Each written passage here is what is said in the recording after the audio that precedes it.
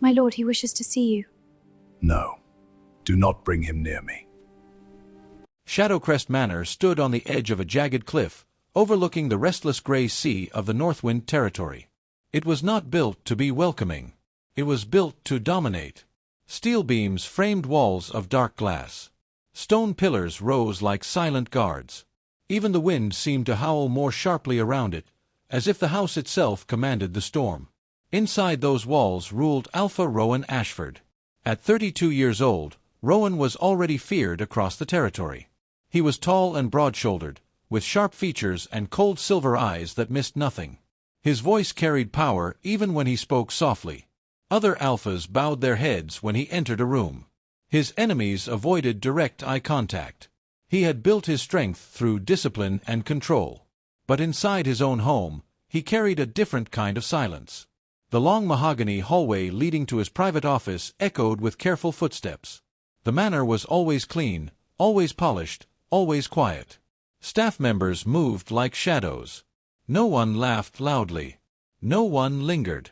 A soft knock sounded on Rowan's office door. He did not look up from the documents spread across his desk. "Enter." The door opened slowly.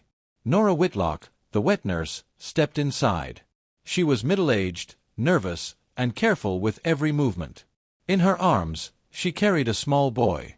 Lucian Ashford was 3 years old. He was thin for his age. His dark hair, the same shade as his father's, lay flat against his pale forehead. His large eyes looked too serious for a child so young. He did not squirm or cry. He simply watched. "Alpha," Nora said softly. "It is the boy's birthday today. He wished to see you." Rowan's jaw tightened. "Take him back," Rowan replied without lifting his gaze. Nora hesitated. "Sir, he only wants a moment." Rowan finally looked up. The scent hit him immediately. To a human, it would have smelled like damp cloth and sickness. But to a wolf, scent meant everything. It was identity. It was bloodline. It was strength. And Lucian smelled wrong. The air around the child carried the scent of sulfur and decay, like rotting leaves trapped in stagnant water. It was faint but unmistakable. It made Rowan's stomach turn. "A king does not raise weakness," Rowan said coldly. "Remove him." Lucian did not cry. He did not beg. He simply looked at his father with wide, quiet eyes. For a brief second, something flickered inside Rowan's chest. Then it hardened. "I have no son who smells of death," Rowan added. Nora swallowed and lowered her head. "Yes, Alpha." She turned and walked out of the office, holding the boy tighter. The heavy door closed. Rowan stared at it for several long seconds before forcing himself back to his work. In the hallway, a young maid stood frozen near the wall. Elara Vale kept her head lowered, as she always did. At 23, she was the youngest maid assigned to the East Wing. She wore a plain gray uniform. Her brown hair was tied tightly into a simple bun. She spoke little. She worked quietly. Most people did not notice her. She preferred it that way. But she had heard everything. She had also smelled it. As Nora passed her, carrying Lucian back toward the nursery, the sour scent brushed against Elara's senses. It was strong enough to make her wrinkle her nose. Yet beneath it, there was something else. Elara frowned slightly. She had a sharper sense of smell than most. It had always been that way. Even as a child, she could tell when food had begun to spoil hours before anyone else noticed. She could sense rain before clouds appeared.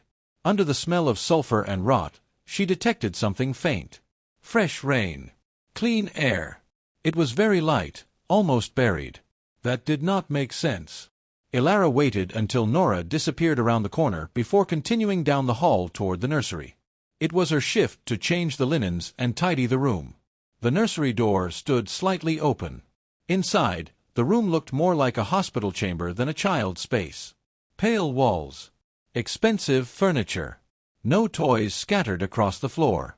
No drawings pinned to the walls. Lucian sat on the rug alone, picking at a loose thread. Nora had left. That was common. Elara stepped inside quietly. "Hello," she said softly. Lucian looked up quickly. His small shoulders tensed. "It's all right," Elara assured him gently. She knelt a few feet away so she would not frighten him. Up close, the smell was stronger. Thick and heavy. Almost oily. Lucian's hair clung to his forehead as if coated in something. Elara leaned closer, pretending to straighten the rug. "Are you feeling unwell?" she asked. Lucian shook his head. She hesitated before speaking again. "Do you always smell like this?" The boy blinked. "Mommy puts oil on me every morning," he said quietly. Elara froze. "Oil?" she repeated. Lucian nodded. "Before she leaves." Elara's heart began to beat faster. The queen rarely visited the nursery. Everyone in the manor knew that. Yet the boy claimed she came every morning. And oil. This did not smell like natural sickness. It smelled thick. Manufactured. Elara carefully reached out and touched a small patch of Lucian's arm. Her fingers came away slightly slick. It was not sweat. It felt layered. Like grease. She looked at the boy's face again. Beneath the pale skin and watery eyes, she thought she saw something else. Strength, maybe. Or hidden fire. "You need a bath," Elara said gently. Lucian looked uncertain. "It burns sometimes." Her chest tightened. "I'll be careful," she promised. Bathing the prince was not part of her duties. Staff had strict instructions. Feed him, change him, leave him. No unnecessary contact. But something inside her told her this was wrong. Elara stood and began filling the attached marble tub with warm water. She added nothing. No soap. No scent. She needed to see what would come off. She helped Lucian remove his small shirt. The smell grew stronger. "Is the water warm?" she asked. He nodded. She lowered him carefully into the bath. For a moment, nothing happened. Then Elara took a clean cloth and gently rubbed his arm. The water near his skin turned gray. She rubbed again, a little firmer. Dark streaks bled into the bathwater. Elara's breathing quickened. She scrubbed his shoulder. The water swirled darker. The thick coating on his skin loosened in strips, dissolving into the bath. Within seconds, the clear water became cloudy. Then murky. Then black. The smell in the room shifted. The sulfur scent began to fade, replaced by something electric. The air felt charged. Elara stopped scrubbing and stared into the tub. The water was no longer gray. It was pitch black. Not dirt. Not simple grime. Something unnatural was dissolving away from the child's skin. Lucian looked at her with wide eyes. "It doesn't hurt now," he whispered. Elara swallowed slowly as she watched the dark liquid swirl around him like ink. Whatever had been placed on this child. It was not normal. And it was being washed away. The water in the marble tub was no longer clear. It was thick and black, swirling slowly around Lucian's small body like spilled ink. The dark substance clung to the surface of the water in oily streaks, refusing to dissolve fully. Elara's hands trembled as she dipped the cloth back into the bath. "This may sting a little," she whispered. Lucian nodded bravely. She scrubbed his shoulder again. The black layer peeled away in sticky ribbons, sliding from his skin like melted tar. The smell in the bathroom grew sharper for a moment. Sulfur, smoke, something burnt and unnatural. Elara pressed her lips together and scrubbed harder. The paste was stubborn. It had been applied thickly, carefully, and repeatedly over time. It coated his neck, his chest, even the roots of his dark hair. She grabbed a harsher bar of soap from the cabinet and worked it into the cloth. Slowly, layer by layer, the grease broke apart. The tub water turned darker. Then darker still. The air felt heavy. Lucian squeezed his eyes shut. "It used to burn more," he said softly. Elara paused. "Used to?" He nodded. "It burned when Mommy first started." Her heart pounded.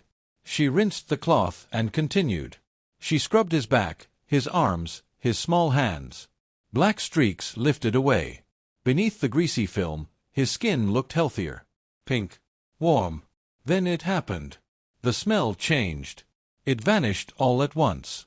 The sulfur scent, the rot, the sickly damp odor, gone. In its place, something powerful rushed into the room. It hit Elara like a strong wind. The scent was deep and wild, like thunder rolling over ancient forests. It carried strength, authority, bloodline. It was the scent of a true alpha. Elara gasped softly. Lucian opened his eyes. They were no longer watery and dull. They seemed brighter, almost glowing. The bathroom door creaked open. "Elara!" A deep voice called from the nursery. She froze. Heavy footsteps approached. Alpha Rowan Ashford stepped into the doorway of the bathroom. He stopped breathing. The scent struck him instantly. His silver eyes widened. For 3 years, he had endured the smell of rot. 3 years of believing his heir was defective, broken, cursed. But this was unmistakable. This was his blood. Stronger than his own. Rowan stepped forward slowly, as if approaching something sacred. "What is this?" he demanded, though his voice lacked its usual coldness. Elara stood protectively near the tub, her uniform soaked, her heart racing. "I washed him," she said quietly. Rowan inhaled again. The scent of power filled the small bathroom, pressing against his senses. It was raw and pure. It made his wolf stir inside his chest. He looked at the bathwater. The thick black sludge floated on top like poison drawn from a wound. He dipped 2 fingers into it and lifted them to his nose. His jaw clenched. "Concealment," he growled. His eyes darkened. "Magic." Someone had masked his son's true scent. "Who did this?" he asked. Elara swallowed. He said, "His mother applies oil every morning before she leaves." The room went silent. Rowan's face became unreadable. He stepped closer to the tub and looked down at Lucian. The boy met his gaze without flinching.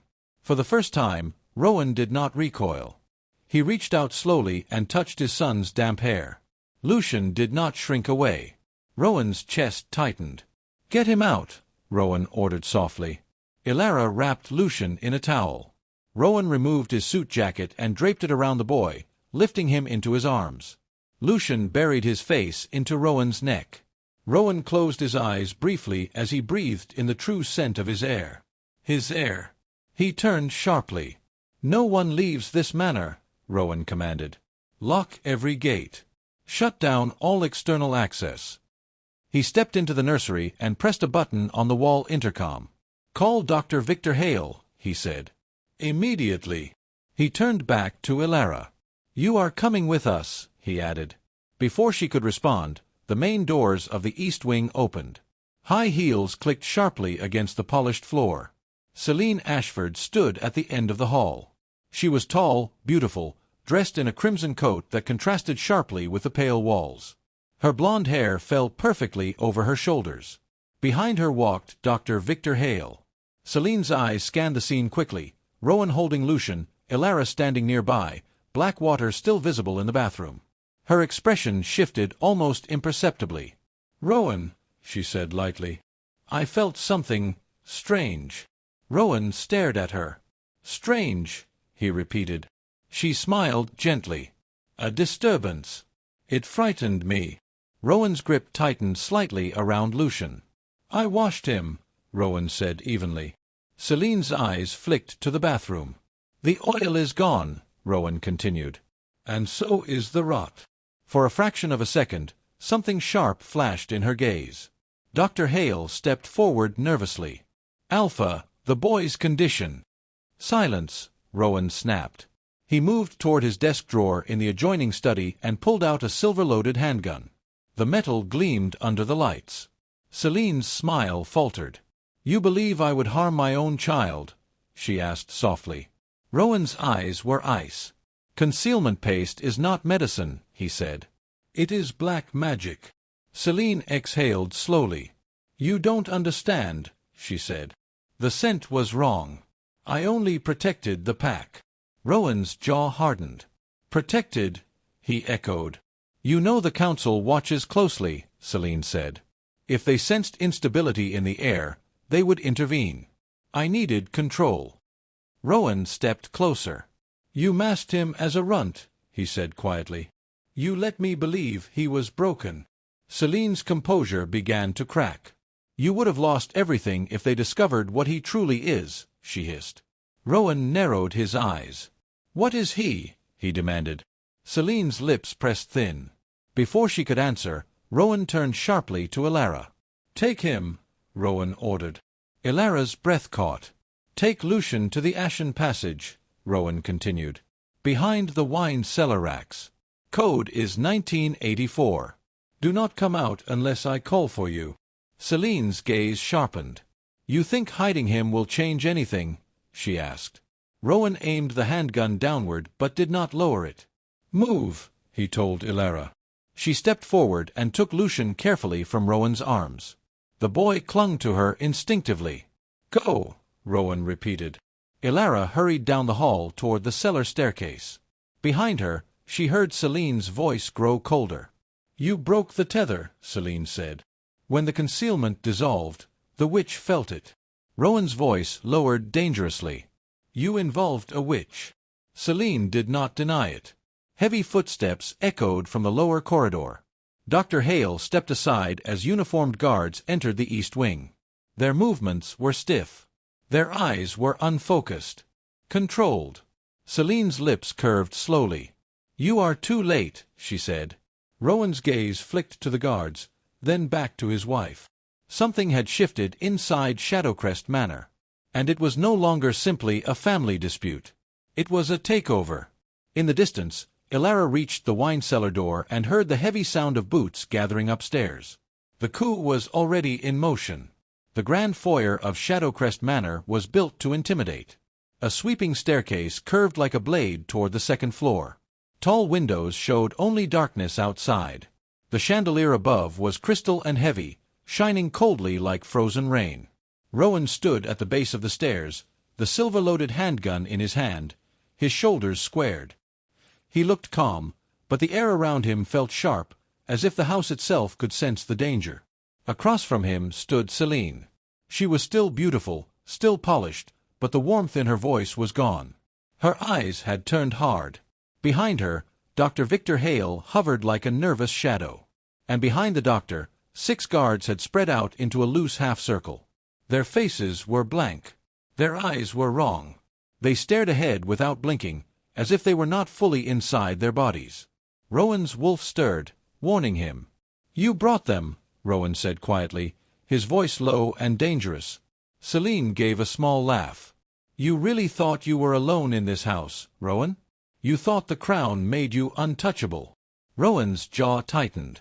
He glanced at Dr. Hale. "Explain," he ordered. Hale swallowed. Sweat glistened at his temple. "Alpha, the boy," Hale started. "Say his name," Rowan snapped. Hale flinched. "Lucian." Rowan's eyes flashed. "You called him defective. You wrote reports claiming his bloodline was weak." Celine stepped forward, her red coat brushing the marble floor. "Because he is," she said sharply. "Not weak, impure." The word struck the room like a slap. Rowan's hand tightened around the gun. Celine lifted her chin. "He was never meant to sit on this throne. I married for power, Rowan. I agreed to be your mate because the Ashford line promised a perfect heir. And then you gave me that." Her eyes burned with disgust. Rowan's voice dropped. "That is my son." Celine sneered. "He is not pure enough to lead. I did what I had to do." Dr. Hale looked down, as if ashamed, then forced himself to speak. "I falsified the reports," he admitted. His voice shook, but the truth was clear. The child's genetics were never defective. His body was reacting to the substance placed on him. The symptoms, the smell, it came from the concealment paste. "I knew." Rowan stared at him, breathing slow and controlled. "You knew," Rowan repeated, each word heavy. "And you let me believe he was cursed." Hale's eyes flicked to Celine, then away. "I was paid." Celine smiled faintly. "Everyone has a price." Rowan's gaze moved to the guards. They shifted in unison, as if responding to a silent command. One guard cracked his neck. Another rolled his shoulders. Their movements were too smooth, too prepared. Rowan recognized it immediately. Mind control. Magic. "They're not themselves," Rowan said, voice cold. Celine's smile grew wider. "No. They are loyal. Loyal the way I need them to be." Rowan's eyes narrowed. "Where is the witch?" Celine didn't answer. She didn't need to. The air already smelled wrong. Not rot, not sickness, something deeper, like burnt herbs and old blood. Rowan lifted his gun slightly. "Call them off," he ordered. Celine's expression turned cruel. "Kill him," she said simply. The guards moved. They attacked without hesitation, fast and coordinated. Rowan fired. The first shot hit a guard in the shoulder. The man didn't scream. He didn't even grunt. He only kept moving, as if pain had been erased from his body. Rowan's eyes widened for half a second. No pain. No fear. Just obedience. Rowan's wolf surged up, and Rowan moved like a storm. He dodged one guard's punch, grabbed the attacker's wrist, and snapped it with a sharp twist. Bone cracked loudly. The guard did not cry. He swung his other arm again like nothing happened. Rowan slammed his elbow into the man's throat and sent him crashing into a marble column. Two more guards rushed him. Rowan spun, grabbed one by the collar, and hurled him across the foyer. The body hit the staircase railing and broke through a decorative panel with a loud crash. Celine watched calmly from the steps, as if she were watching a show. "You're strong," she called down. "But strength isn't enough today." Another guard, lean and vicious, stepped forward holding a silver-tipped baton. Rowan's eyes locked on it. Silver was not just metal to wolves. It was poison. It burned. It slowed healing. It made the wolf inside weak and angry. The baton swung. Rowan blocked with his forearm. The silver touched his skin. Pain exploded through him like fire. Rowan growled, forcing himself not to stagger. His healing slowed instantly. The air around him crackled with fury. The baton came again. Rowan ducked, punched the guard in the ribs, heard the crunch, then snatched the baton away and flung it across the room. But more bodies were already closing in. 6 against 1. Mind-controlled. Enhanced. And now armed with silver. Rowan fought anyway. He moved fast. He hit hard. He broke bones. But every time silver touched him, it weakened him. A baton struck his shoulder. His arm went numb. A silver blade grazed his side. The cut burned like acid. Rowan roared, slamming a guard into the wall hard enough to crack the wood paneling. Still, they kept coming. Their faces remained blank, their eyes milky and dead. Celine leaned against the banister and sipped from a glass of champagne someone had brought her, as if the destruction below was entertainment. "Finish him," she said lazily. "I'm tired of this." Rowan staggered back, blood running down his temple. His vision blurred slightly. His gun hand shook. A guard raised the silver baton for a killing blow. Rowan's wolf snarled inside him, but silver in his system dulled the strength he needed. He braced. Then, boom. The sound blasted through the manor like thunder. The chandelier exploded. Crystal rained down in a violent shower, smashing against marble, ripping through curtains, scattering sharp pieces across the floor. The heavy fixture broke loose and crashed down between Rowan and the guards, splitting the space like a wall of wreckage. The guards stumbled back, shielding their faces. Rowan blinked through the falling glass. At the entrance to the kitchen hallway stood Ilara Vale. Her gray-made uniform was soaked, stained with dark bathwater. Her neat bun had come undone. Strands of hair stuck to her face. And in her shaking hands, she held a shotgun. Her eyes were wide, but her voice was clear. "Get away from him!" she shouted. Celine's mouth fell open in shock. Then her face twisted with fury. "Kill her!" The guards turned toward Ilara. Ilara's hands trembled, but she raised the shotgun again, not at a person, at the ceiling. She fired. The fire suppression system burst open.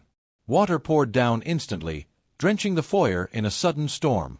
Sprinklers hissed loudly. The air filled with mist and noise. Wet crystal and dust turned the floor slick. In the chaos, Rowan moved. He ran toward Ilara with a burst of speed, grabbed her arm, and pulled her behind him. "This way," he growled. They sprinted through the kitchen corridor as boots thundered behind them. Rowan shoved a heavy stainless steel table against the door to slow the guards. It bought seconds. They raced down the cellar stairs. The wine cellar door was closed. Rowan slammed his fist against it. "Ilara, open it!" Ilara pressed her ear to the door and called softly, "It's me. We're safe. Open." The lock clicked. They rushed inside. The cellar was cold and damp. Rows of wine bottles lined the racks like silent witnesses. Rowan moved quickly to the vintage rack. He punched in the code on a hidden keypad.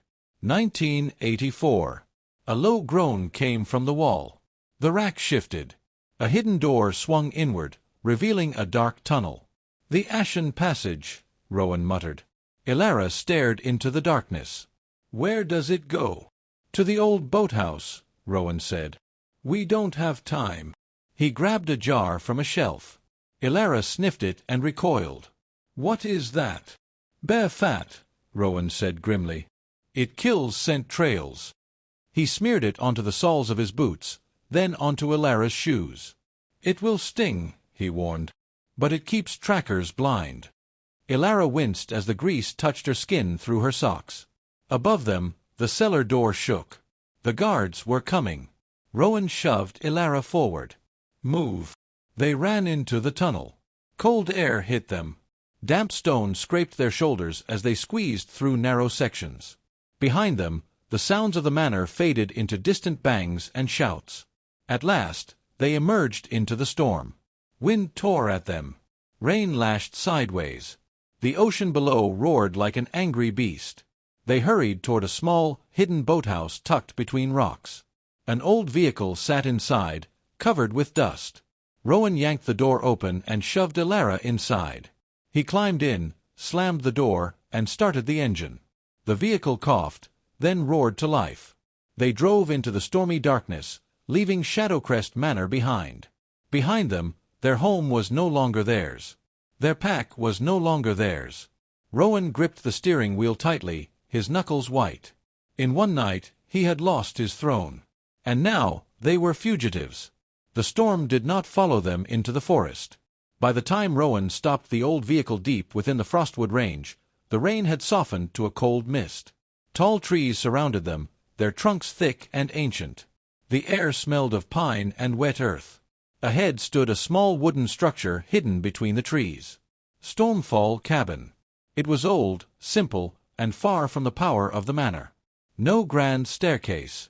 No glass walls. Just rough logs stacked carefully and a stone chimney rising into the gray sky. Rowan stepped out first, scanning the trees. His body still burned where silver had touched him. His shirt clung to his skin with dried blood. Ilara followed, helping Lucian from the back seat. The boy looked pale but calm. They moved quickly inside the cabin. The air was stale and cold. Dust covered the wooden table. A thin layer of ash rested in the fireplace. Rowan shut the door firmly behind them and locked it. "We're safe for now," he said. Ilara didn't answer. She focused on Lucian, guiding him to sit on the rug near the fireplace. Rowan knelt and began stacking dry wood. Within minutes, flames flickered to life. Warm orange light filled the small room. Lucian curled up close to the fire, his small hands tucked beneath his chin. Rowan watched him. His jaw tightened. "I almost destroyed him," Rowan said quietly. Ilara looked up. Rowan stared into the fire as if the flames could answer him. "For 3 years," he continued, "I refused to hold him. I believed he was weak. I believed he would shame the pack." His voice grew rough. "I rejected my own son." The words hung heavy in the cabin. Ilara did not rush to comfort him. "You believed what you were told," she said calmly. "But you never questioned it." Rowan's eyes flicked to hers. "You are the strongest alpha in the Northwind territory," she went on. "You can smell lies in strangers.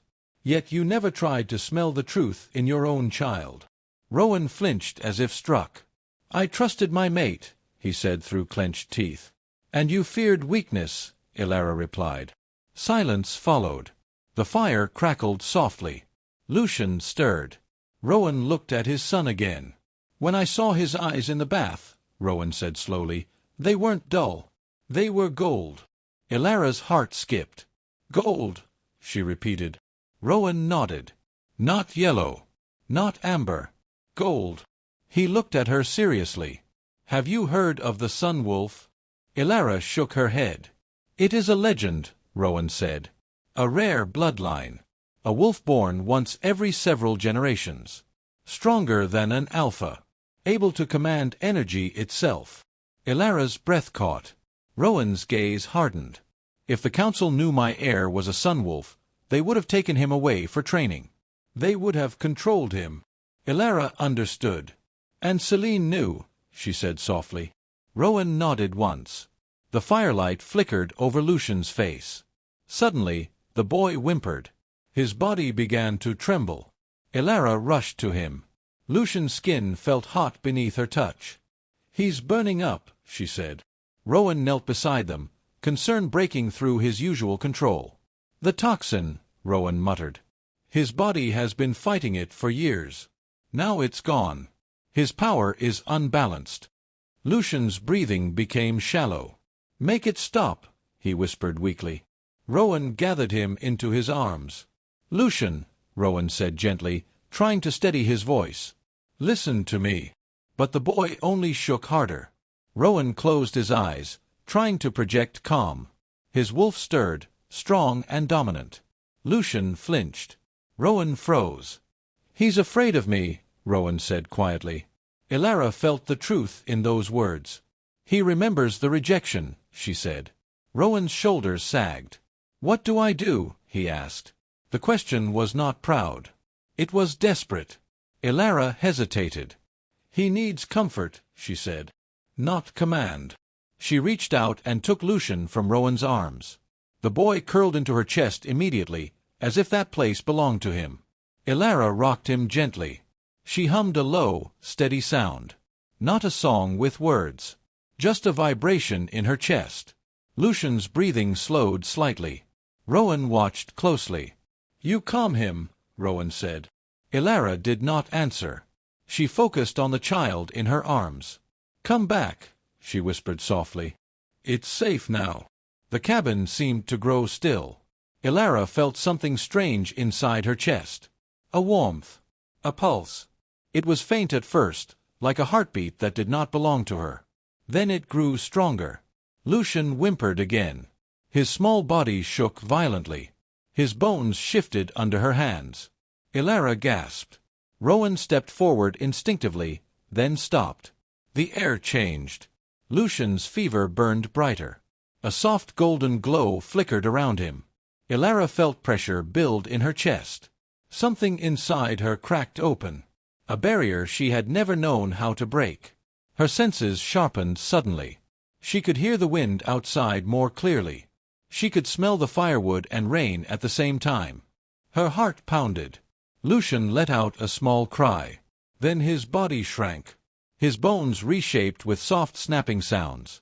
In a flash of golden light, the small boy was gone. In his place sat a tiny wolf pup. Black fur covered his body. The tips of his paws and tail glowed faintly gold. The pup blinked, confused but alive. Rowan fell to his knees.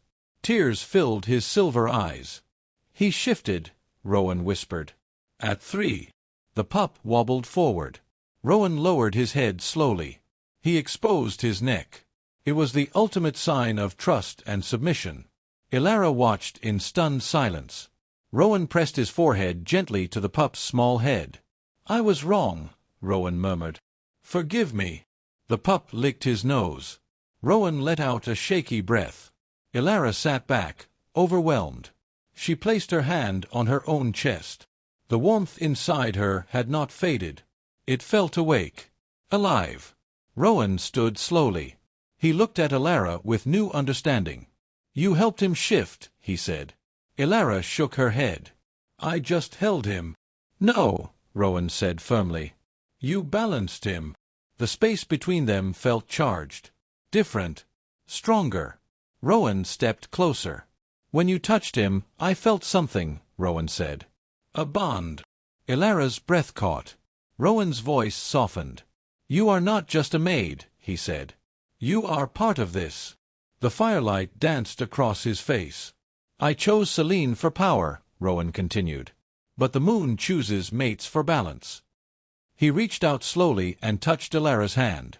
I feel that balance with you. Ilara's heart pounded. Rowan's eyes held hers steadily.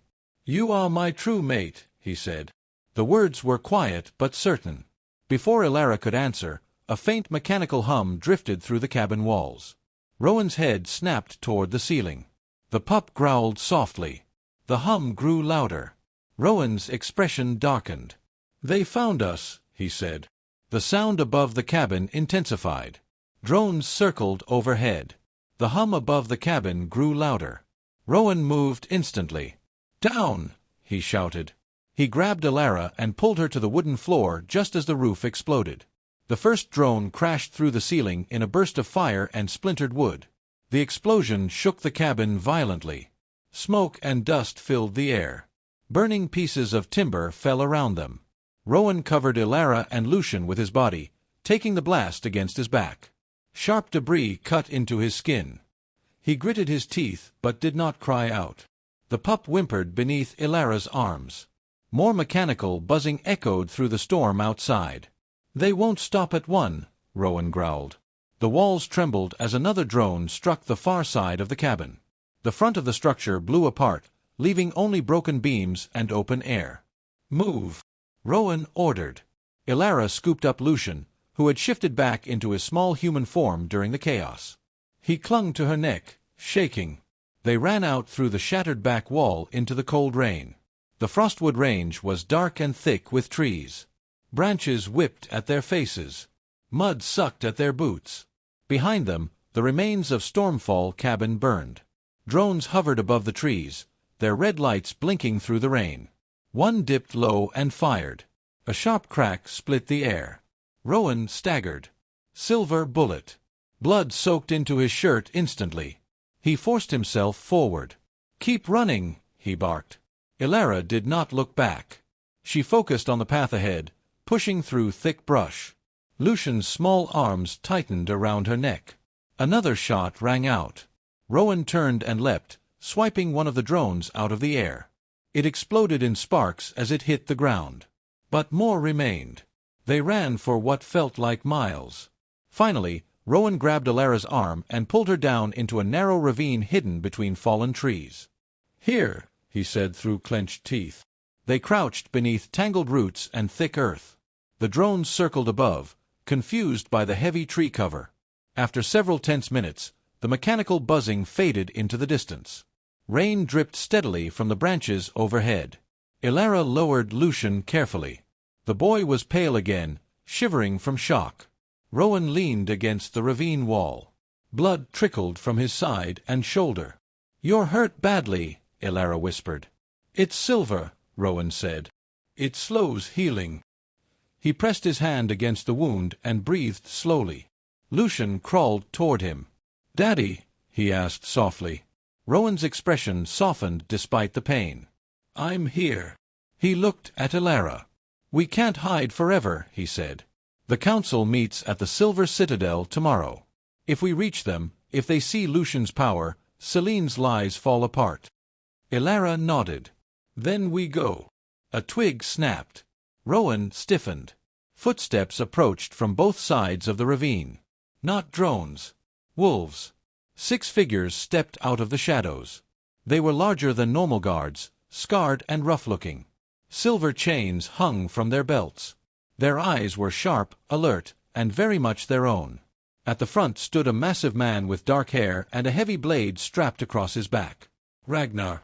His name was known across territories. A mercenary leader. He worked for coin, not loyalty. Well, Ragnar said slowly, looking at Rowan. The fallen king. Rowan pushed himself to his feet, ignoring the pain in his leg. Move aside, Rowan said coldly. Ragnar laughed. There's a price on your head. And on the boy. Ilara's heart raced. Leave the child, Rowan warned. Ragnar's eyes shifted to Lucian. Nothing personal, he said. The mercenaries lunged. Rowan met them head-on. Even injured, he was powerful. He grabbed the first attacker and threw him into a tree hard enough to shake loose leaves. He kicked another in the chest, sending him sliding through mud. But Ragnar moved fast. The mercenary swung his blade low. It sliced into Rowan's thigh. Rowan roared in pain and dropped to one knee. Silver lined the blade. The wound smoked slightly. Two mercenaries rushed Elara. They grabbed her arms and dragged her back. Lucian stumbled free and fell into the mud alone. A third mercenary raised a handgun toward the small boy. Elara screamed. No! Rowan tried to rise, but his injured leg failed him. Lucian stood frozen. The mercenary pulled the trigger. A surge of heat burst from Lucian's body. Golden light flared from his eyes. The air around him rippled. But it wasn't enough. The men were still moving. Elara felt something snap inside her. Fear vanished. All that remained was rage. She tore her arms free with sudden strength. Her body burned. Her bones shifted painfully. She fell to her knees as white light exploded around her. Where Elara had stood, a wolf now crouched. Not black. Not brown. White. Her fur shone pale as snow beneath the storm clouds. Her eyes glowed faint violet. The mercenaries froze. Ragnar's expression changed. "A spirit wolf," he whispered. Elara howled. It was not a normal wolf's cry. It carried something deeper: command, clarity, power. The sound hit Lucian like a spark. The golden light around him intensified. He let out a small cry. A pulse of pure energy burst outward from his body. It was invisible but crushing. The mercenaries staggered. Their weapons fell from their hands.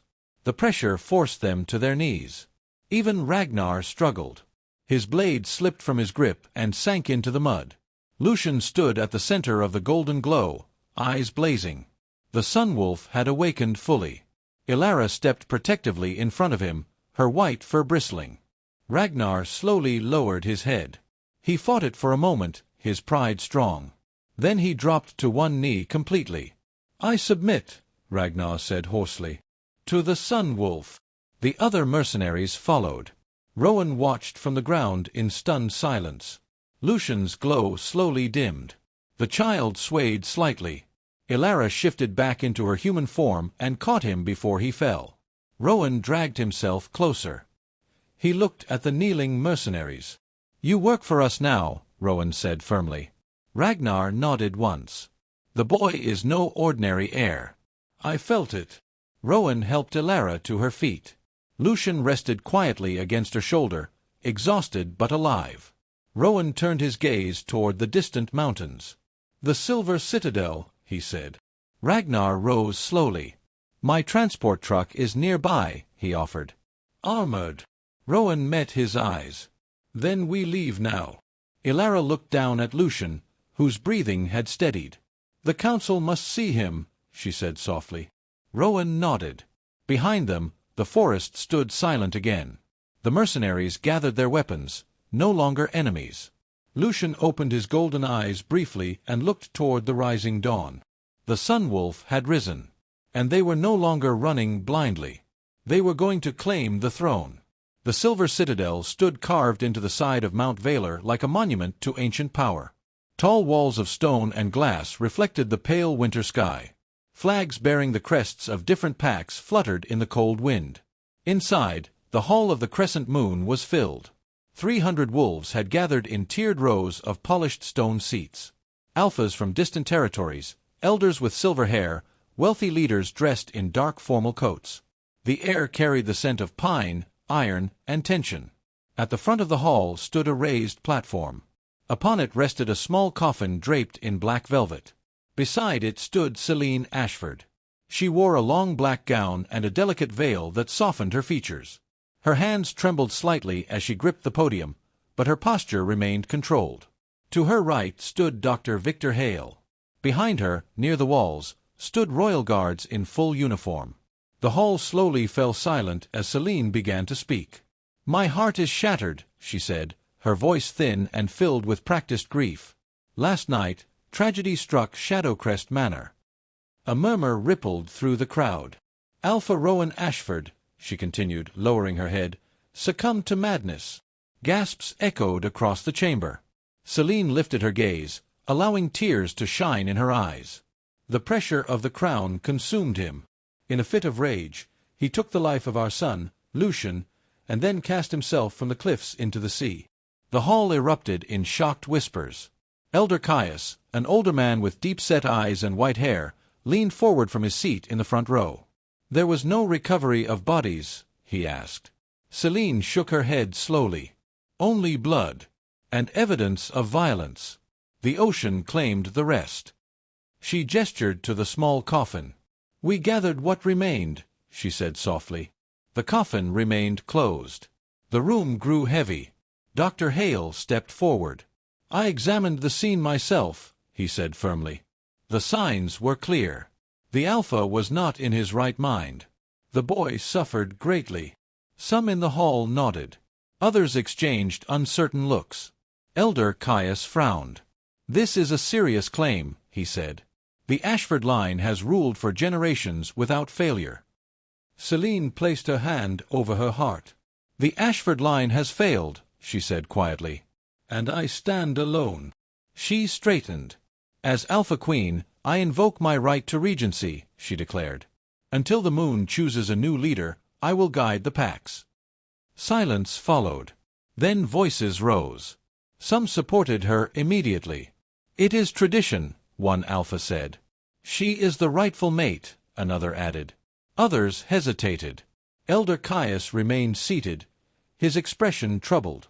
"Rowan was strong," he said slowly. "He did not show signs of madness." Selene's eyes sharpened for a moment before softening again. "Grief hides behind strength," she replied. "Lucian's condition weighed heavily on him." Dr. Hale stepped forward again. "The boy was unstable," he said. "His bloodline was flawed. I documented the degeneration personally." A few Alphas nodded at that.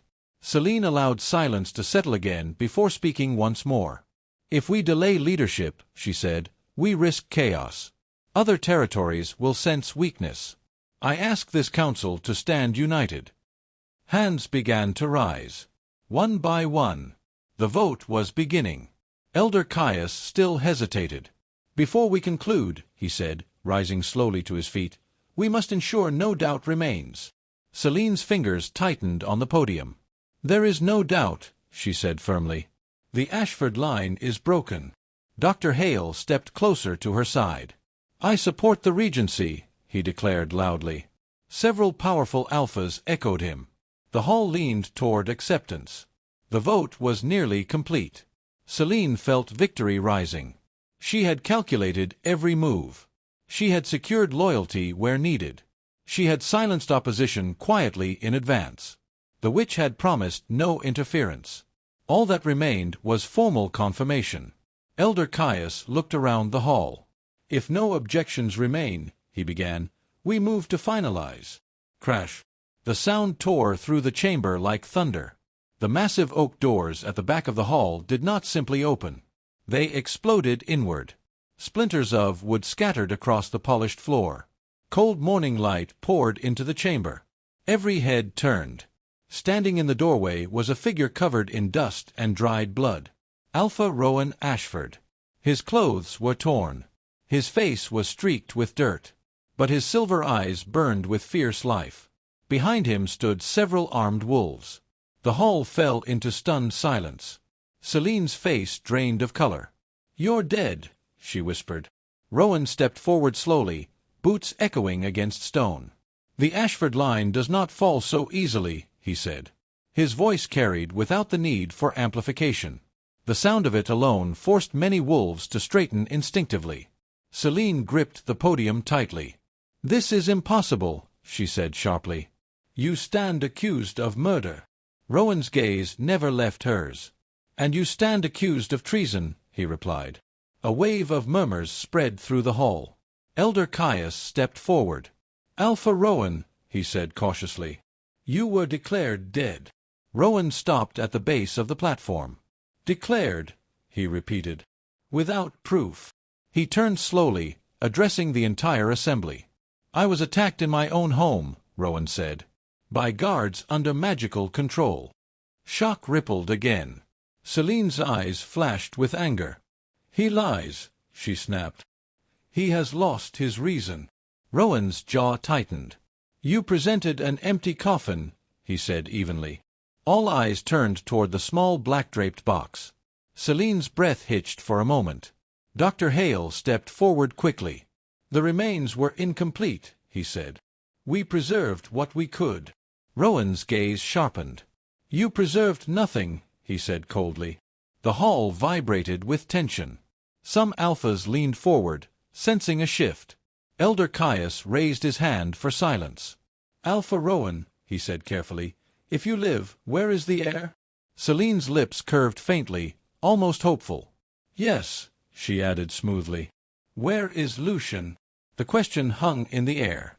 Rowan's eyes hardened. "Alive," he said simply. A collective gasp moved through the chamber. Celine's fingers dug into the wood of the podium. "That is impossible," she hissed. Rowan took another step forward. "Is it?" he asked quietly. The tension in the room grew unbearable. Dr. Hale shifted nervously beside Celine. The vote that had nearly crowned her as regent now trembled on uncertain ground. Rowan stood tall in the center of the hall. The fallen king had returned, and the regency was no longer certain. The great doors of the Hall of the Crescent Moon still trembled from the force of their destruction. Rowan Ashford stood in the center aisle, bloodied but unbowed. The hall was silent. Then footsteps sounded behind him. From the doorway stepped Ilara Vale. She wore a dark jacket too large for her frame, her hair loose over her shoulders. Mud streaked her sleeves, but her posture was steady. At her side walked Lucian. The 3-year-old no longer looked pale and sickly. His steps were slow but confident. His dark hair framed a calm face. His eyes shone faintly gold even before he did anything. Whispers spread across the chamber. Celine's breath grew uneven. "That is not possible," she said under her breath. Rowan moved forward until he stood at the foot of the raised platform. He did not bow. He did not kneel. He lifted his chin and faced the entire council. "You declared me mad," Rowan said clearly. "You declared my son dead." He turned his gaze directly to Celine. "You falsified reports. You poisoned my heir's scent. You tried to erase him." Celine forced a laugh. "You speak wildly," she replied. "You have no proof." Rowan gestured toward Lucian. "Look at him," Rowan said. The hall shifted. All eyes turned to the child. Elder Caius stepped forward slowly. "The boy smells," he began, then stopped. Lucian looked at his father. Rowan nodded once. Lucian closed his eyes. The air changed instantly. A heavy warmth spread outward from the child's small body. It was not heat like fire. It was pressure. Authority. Lucian's eyes opened. They burned molten gold. A wave of energy rolled through the hall. Every wolf in the chamber felt it. Their inner beasts reacted without permission. One by one, knees bent. First the guards. Then lesser alphas. Then the elders. The pressure was undeniable. Even those who resisted found themselves lowering their heads. Elder Caius dropped to one knee, eyes wide. "The prophecy," he whispered. "The Sun King." Lucian stood at the center of the golden glow, small but commanding. Celine remained standing, gripping the podium tightly. "This is trickery," she shouted. "A mutation. A curse."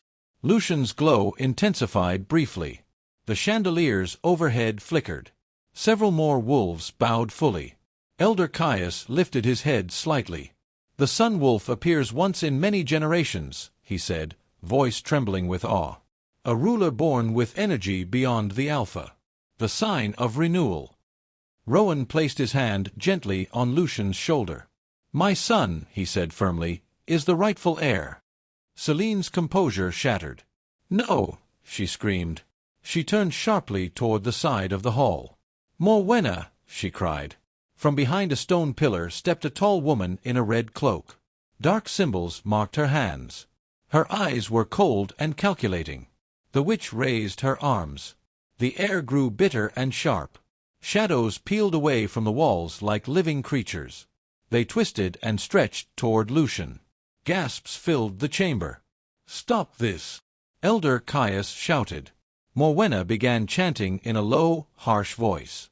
The words scraped against the ears like broken glass. The shadows surged forward. Lucian staggered slightly. Rowan stepped in front of him instinctively. Elara moved faster.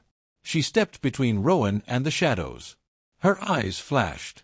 The warmth inside her chest surged again. She lifted her hand. "No more," she said. White light burst outward from her palm. It was not violent. It was pure. The shadows met the white glow and dissolved instantly, like smoke blown away by wind. Morwenna cried out as the energy struck her. She flew backward across the platform and slammed into the stone wall. The dark symbols on her hands flickered and faded. The hall fell silent again. Elara stood tall, her expression calm. Several wolves stared at her in shock. Elder Caius spoke first. "A spirit wolf," he breathed. Rowan looked at Elara with pride. Celine's face had gone pale. "This is madness," she said weakly. Rowan climbed the steps slowly. Celine backed away until she hit the podium. "You betrayed your pack," Rowan said evenly. "You betrayed your mate. You betrayed your son." Celine's eyes darted around the hall, searching for support. No one moved. Rowan reached forward and ripped the Ashford crest from her gown. Gasps echoed again. "I strip you of title," Rowan declared. His voice carried through the entire chamber. "I strip you of rank. You are no longer queen. You are no longer Ashford." Celine's lips trembled. "You would exile me," she whispered. Rowan's expression remained cold. "You will leave these lands before sunset," he said. "If you are found within our borders afterward, you will be hunted." Celine looked at the gathered council. None met her eyes. She was alone. With a final cry of rage, she turned and fled down the aisle, her heels striking sharply against the stone before fading into the distance. Dr. Hale attempted to slip away quietly toward a side exit. He did not make it far. 2 guards seized him firmly. Rowan did not even look at the doctor. "Hold him," Rowan ordered. Hale's shoulders sagged as he was restrained. The hall slowly regained breath. Elder Caius rose to his feet. He looked at Lucian carefully. "The Sun King has returned," he said loudly. One by one, the council rose. Then they bowed again, not from force this time, but from choice. Lucian's golden glow softened. He leaned lightly against Rowan's leg, tired but steady. Rowan lifted him gently into his arms. "Your future leader," Rowan announced. A deep cheer filled the hall. It echoed against the stone and glass. Rowan turned to Elara. She stood slightly behind him, unsure. He extended his hand. She hesitated only a moment before stepping beside him. "This wolf," Rowan said clearly, "saved my son." He looked out at the council. She stood against dark magic. She balanced the sun wolf. Elara's cheeks flushed faintly, but she did not lower her gaze. Rowan's voice softened. "She is my chosen mate," he declared, "and she will stand as queen." A ripple of surprise moved through the crowd. Then acceptance followed. Elder Caius bowed his head once more. "The bloodline is restored," he said. The hall felt lighter. Rowan looked down at Lucian. The boy's golden eyes shone gently. The Ashford line had not fallen. It had risen stronger. The Sun King had been revealed, and the throne belonged to him. Shadowcrest Manor no longer felt like a fortress. The sharp glass edges and cold marble floors still stood strong against the cliffs, but inside, something had changed. The air no longer carried tension and silence. It carried warmth. The east wing had been completely renovated. The nursery, once pale and lifeless, now glowed with soft light. The hard marble tiles were replaced with polished wood. Thick rugs covered the floor. Sunlight streamed through wide windows dressed in light curtains. Shelves held wooden toys and colorful books. The scent of sulfur and false sickness had vanished forever. Now the room smelled of pine wood, fresh linen, and warm bread drifting from the kitchens below. Lucian sat cross-legged in the center of the rug. In front of him stood a tower made of wooden blocks. He placed each block carefully, his small fingers steady and focused. "Careful," he whispered to himself. A larger shadow fell over him. Rowan Ashford stood nearby, not in a tailored suit, not in formal black. He wore simple dark jeans and a fitted shirt. His sleeves were rolled to his elbows. The scars on his arms were visible but no longer fresh. He looked less like a distant ruler and more like a father. Lucian reached for another block and looked up. "Is this straight?" he asked. Rowan crouched beside him. He studied the tower seriously. "It leans slightly to the left," Rowan said gently. "But it stands strong." Lucian grinned. "Like you," the boy replied. Rowan smiled faintly, something that had once been rare. "Like you," he corrected. Lucian placed the final block on top. The tower wobbled but did not fall. He clapped his hands proudly. Elara sat in the rocking chair near the window, watching them. Her hair fell freely down her back. She no longer wore a maid's uniform. She wore a simple cream dress and a silver necklace bearing the Ashford crest. The sight of Rowan kneeling beside Lucian filled her with quiet joy. It had not always been this way. There had been cold silence once. There had been distance. Rowan rose slowly and walked to the window. He looked out at the ocean stretching below the cliffs. His reflection stared back at him in the glass. "I nearly lost him," Rowan said quietly. Elara stood and joined him. "You didn't," she said softly. Rowan's jaw tightened slightly. "For 3 years, I looked at my own son and saw weakness," he said. "I allowed fear to guide me." Elara did not rush to correct him. She placed her hand lightly over his. "You saw what you were made to see," she said. "A lie repeated becomes truth." Rowan exhaled slowly. "Sometimes hate," he said thoughtfully, "is truth buried under lies." Lucian ran toward them, wrapping his arms around Rowan's leg. "Look," he said excitedly. "It didn't fall." Rowan lifted him easily. "I see," Rowan said, pressing his forehead lightly against Lucian's. "You built it strong." Lucian nodded proudly. Elara watched the two of them together. There was no hesitation now when Rowan held his son. No recoil. Only pride. The doors of the nursery opened quietly. Several pack members stood in the hallway, watching respectfully. Word had spread quickly after the council gathering. The Sun Wolf had been revealed. The Spirit Wolf had stood beside him. The Ashford line had been restored. Rowan stepped into the hall with Lucian in his arms and Elara at his side. The gathered wolves bowed. Not out of fear. Out of loyalty. Rowan stopped and looked at them carefully. "My pack," he said simply. The words felt different now. He had once ruled with strength alone. Now he ruled with understanding. Lucian wriggled down from Rowan's arms and stood between them. He looked at the wolves and raised his small chin confidently. A faint golden shimmer flickered in his eyes, but it was gentle now. Controlled. Elara felt warmth spread through her chest. She began to hum softly. The same low vibration that had once calmed Lucian during his fever now filled the hallway. Lucian relaxed instantly. Rowan glanced at Elara. "That song," he said quietly, "it binds us." Elara smiled. "It reminds us who we are." Rowan reached for her hand openly. He did not hide it. Before the pack. Before the house. Before the world. He intertwined his fingers with hers. "The moon chose wisely," Rowan said clearly. Elara's heart fluttered. She met his gaze steadily. "I didn't seek a crown," she replied. "You sought truth," Rowan answered. Lucian looked up at both of them. "Family," he said simply. The word held more power than any title. Rowan knelt once more so he was eye level with his son. "You are the future," Rowan told him. "But you are also our child. Never forget that." Lucian nodded seriously. Outside, the ocean waves crashed steadily against the cliffs. Life at Shadowcrest Manor moved forward. The guards walked their posts without enchantment clouding their minds. The halls no longer echoed with fear. Servants spoke more freely. Laughter returned slowly. Elara looked around the nursery again. The soft rugs. The sunlight. The tower of blocks still standing tall. Small changes, but powerful ones. Rowan stepped back into the room and lifted Lucian once more.